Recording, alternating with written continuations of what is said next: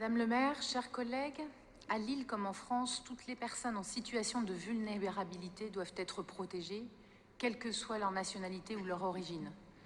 Personne ne doit être stigmatisé et ne doit vivre dans une situation indigne. Le drame effroyable qui a secoué la France avec le naufrage d'une embarcation de migrants dans la Manche il y a quelques jours, provoquant plus de 30 morts, a rappelé à tous combien le sujet de l'accueil des réfugiés sur le territoire national reste complexe et combien la détresse sociale engendre des tragédies qui ne devraient pas exister de nos jours.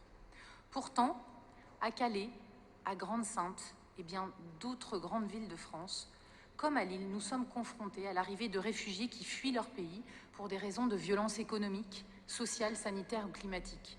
Nous devons assistance et protection aux réfugiés qui fuient leur pays.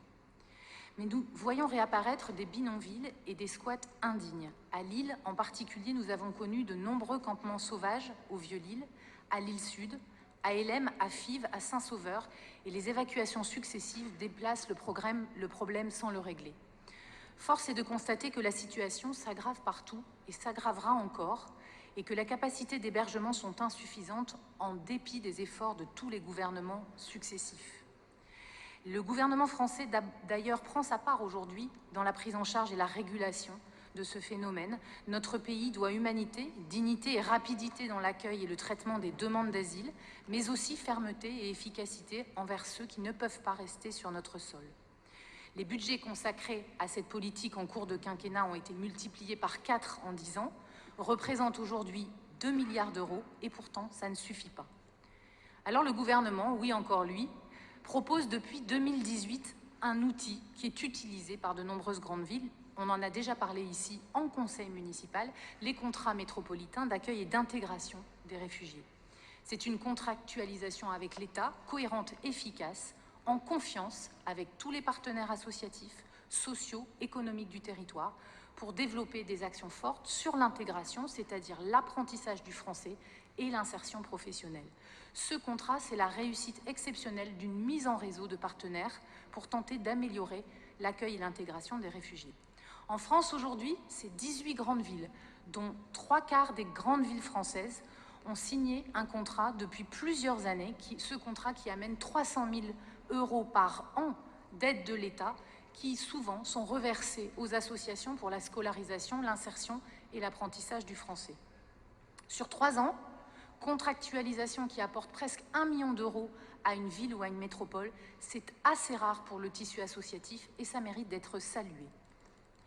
Sur ces 18 grandes villes, les contrats ont été signés avec 6 villes-centres et pour les autres avec les métropoles. Donc on fait comme on veut. Vous ne me direz pas, Madame Aubry, que c'est la MEL et Monsieur Castelin que c'est la ville. Elles obtiennent même, une fois qu'elles ont signé ce contrat majeur, des financements complémentaires de l'État pour des actions spécifiques, notamment pour l'accompagnement des enfants, comme à Lyon ou à Villeurbanne récemment. Le Havre a été signé très récemment par Édouard Philippe. Enfin, à l'occasion de la crise afghane, Johanna Rolland, la présidente de France Urbaine, a écrit au Premier ministre en août 2021 pour rappeler le rôle primordial des maires et exprimer son souhait d'aller encore plus loin dans la collaboration entre l'État et les collectivités sur le sujet de l'accueil des réfugiés. Dès juin 2019, à l'occasion de l'évacuation du camp des 5 étoiles, le collectif Faire respirer l'île vous interpellait sur ce sujet. L'arrivée en France et dans notre métropole des réfugiés afghans en août nous a poussé nous-mêmes à écrire au président de la MEL par la voix de nos conseillers communautaires, nous sommes 3, dans un courrier en date du 6 septembre. En conseil municipal du 10 septembre l'année précédente, nous vous avions encore réinterpellé. Et nous avons reçu il y a peu de temps la réponse du président de la MEL qui finalement se dégage de toute compétence ou responsabilité. Alors nous avons maintenant un espoir, c'est la bonne nouvelle de ce soir. On a l'impression que votre position évolue puisque vous avez accepté le versement d'un fonds d'amorçage de 50 000 € de la préfecture pour commencer à travailler sur un tel contrat. Alors nous vous proposons ce soir, Madame le maire, de mettre vos actes en cohérence avec vos déclarations puisque vous avez interpellé publiquement le président de la République le 4 août pour l'encourager à continuer d'accueillir des Afghans en danger. Devant cette position dogmatique de refus du contrat de la ville et de la MEL, et de refuser jusqu'à présent de porter l'accompagnement et l'intégration des réfugiés avec sérieux et responsabilité, en décalage avec toutes les autres grandes villes de France, le groupe Faire respirer Lille soumet donc au conseil municipal ce vœu, le vœu qu'enfin Lille s'engage pleinement dans cette signature en mobilisant autour d'elle et avec elle l'ensemble des communes de la Melle. Je vous remercie.